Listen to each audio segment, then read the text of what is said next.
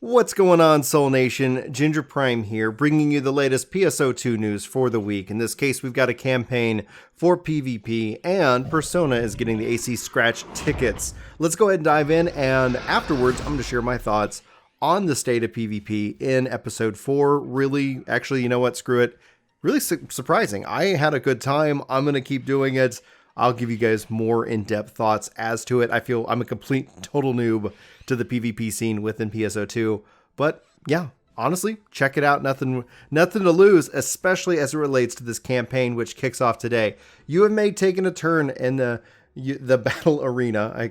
Can't even start reading correctly.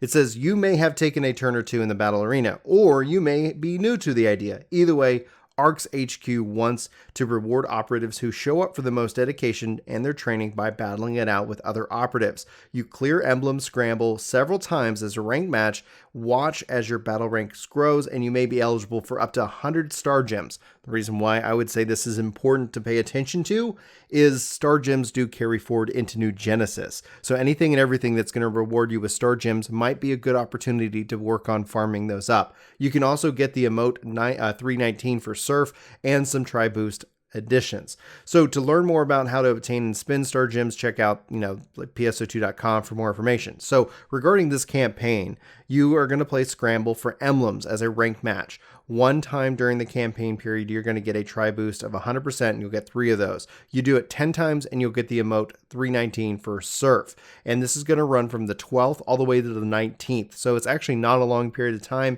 so they really want to drive you in. Honestly, Surf looks pretty cool, and being with New Genesis, this is definitely something that I like to collect. So honestly, find what motivates you to do what you want to do in the game and go from there.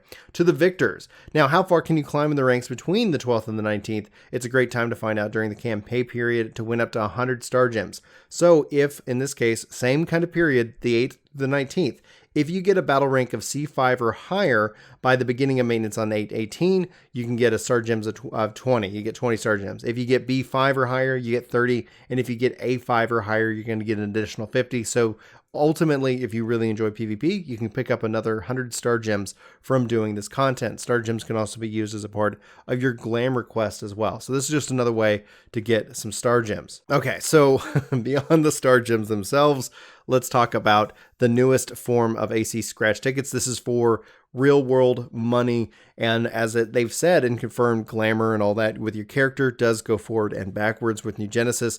Otherwise, there would be a risk here, but it seems like that is not going to be the case. We'll keep you up to date on the news, especially as it relates to New Genesis. So if you haven't subscribed already, please do so. Hit that subscribe button and let me know if you do, so I can welcome you officially to the Soul Nation here. Also, as a quick plug before we talk about Persona and PvP, if you guys haven't checked out PSO Radio, I think you might really enjoy the content. Link is in the description for Ginger Gaming Radio. We got a couple different podcasts over on there, and we're coming up on almost 300 subscribers away from the 1,000 mark. 1,000's a big pivotal moment in YouTube history. Allows us to tag the channel and do a couple other fun things within the community and have a community page there as well, so I can keep you up to date on podcast. Last bit of the plug, if you guys get me to 1,000 over there, I'll stop plugging the podcast at the beginning of videos, and we'll just keep it down to the end. So I'll leave it up to you. Anyway, so if you're interested in Persona's Paradox, you can kind of see here, this is a massive collaboration. Persona is a massive series. If you haven't played it, you can pick it up on Steam even right now and go check it out. But there's a ton of stuff to collect here, so just kind of keep an eye out on that. Anyway, the article starts, prepare to face your true self, ARCs. We are proud to announce the newest AC Scratch ticket collaboration featuring items from the acclaimed Atlas JRPG series, Persona. The Persona Paradox comes to Phantasy Star Online 2 on August the 12th. Join C's, the investigation teams, and the Phantom Thieves with the iconic outfits, music tracks, and more from Shin Megami Tensei Persona 3, Shin Megami Tensei Persona 4, 5, Persona 3 Dancing in the Moonlight, Persona 5 Dancing in the Starlight, packed into a single release. There are a fun and several scratch type tickets depending on the currency used, ARCs cashed, star gems, and fun points. So click here for how that all works. You can go to PSO2.com for the link in the description for that. Anyway, AC Scratch tickets. Drawing the AC Scratch tickets offers a chance to obtain the outfit, the accessories, or consumable, and you can see the list below from all the different things. So again, the link is in the description, but overall, like, this is playing itself out. Bearsuit, Jack Frost, So many outfits, so many, and the emotes and the dancing emotes that you're going to see here as this plays out. I'll keep letting it play while I share my thoughts just on PvP alone. It is that massive of a collection because there's just so much here. Downside about when you have massive collections, at least you have different ways to be able to go and acquire everything you want, is that there's just a lot of options for you to win. So that's from Persona 3, 4, and 5, plus the Dancing in the Moonlight and the Starlight. So overall on the PvP front, I went in and just got wrecked right away. However, when you start to respawn, and the fact that the respawns are so fast, running around and collecting the different points and then finding different weapons and trying to learn the feel for the map, I felt like I was finally able to start getting some kills in PvP, and I didn't feel like I was holding the team down. In fact, story spoiler, we totally got our first win. So my first game in, getting a win, I tell you right now, that puts you right in the right spot and to be able to jump right back in. But overall, I wasn't planning on spending too much time with it. If you haven't done PvP, you have to go to the universal ship. You can do this from the quick menu. You could do this from the main menu counter.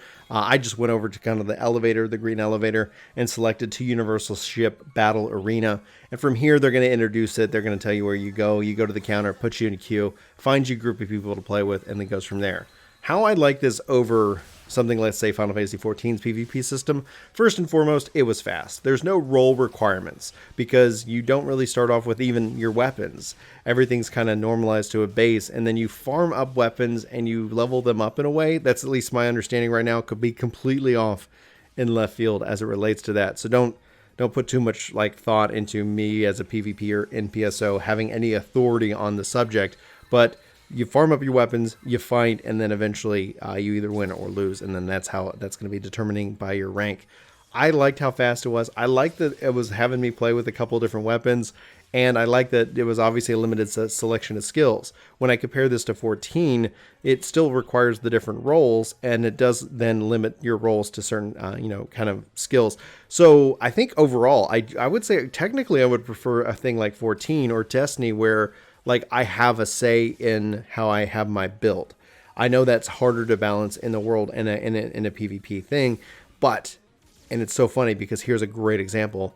Here's a quick option. Here's something that's fast and furious, where in 14 it feels like I'm always waiting and there's just this long line to do it, and it wouldn't tell me what role it needs, because honestly sometimes I'm like, I just want to do it, and it ends up being just kind of a wait, which is kind of frustrating. And how heavily it's driven off of roles, I'm rambling only to say, I wish you could combine the speed of which that it was easy to get into Imagine PSO as it would be in 14 and allow for a little bit more flexibility and carry forward. Maybe there'll be more PvP modes within PSO2 later, but right now there's just the one, which is just a part of the, what we covered today with the with the campaign.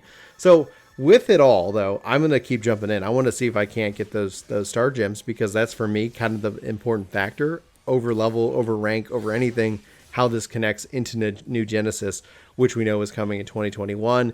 And yeah, so that's kind of the big driving factor. When I saw that, I knew they added PvP, and I was like, okay, I'll go jump around and get to it in PSO. And many people are like, hey, are you still playing Phantasy Star? It's like, well, yeah, we're pushing for partner on Twitch, if you guys didn't catch that. And as a part of that push, it generally says, here's, stick with one game, focusing on that one game, do it on the schedule. And so that's what we're doing. And hopefully after then, you'll see a little bit more of the Phantasy Star streams and things like that as it relates to the content there. So I just wanted to give you that heads up. Yeah, I'm still playing it. I'm still actually back to leveling up my Hunter, trying to push to 80. We'll fall back into Ranger and then fall into Force. And that's kind of been my mindset. That's why I think Star Gems are so important. And I'm honestly blown away and I'm really impressed by what I saw today in the Battle Arena. Excuse my voice for cracking. Check it out. That's the best thing I can say. Give it a shot. See if you like it. If you don't, no big deal. If you do, and you at least get 10 rounds in, you can get that surf emote. And so, yeah, I think it's definitely worth a shot in that regards. Anyway, guys, I'm going to wrap up this video. Thanks for listening. Thanks for watching. If you feel like I've earned your sub, if you feel like I've also earned that like, be sure to hit the like button, hit the subscribe button. Come back for more PSO2 content and guides and more, and news in this case. Hopefully you guys are having a fantastic day. I love you and love your faces, and I'll see you soon. Take care. This video is sponsored by me, Ginger Prime. Hopefully you'll check out my podcast channel, Ginger Gaming Radio, which we have lots of guests, lots of great conversations, and even more highlights. Links are in the description below. Let me know what you think. Thanks.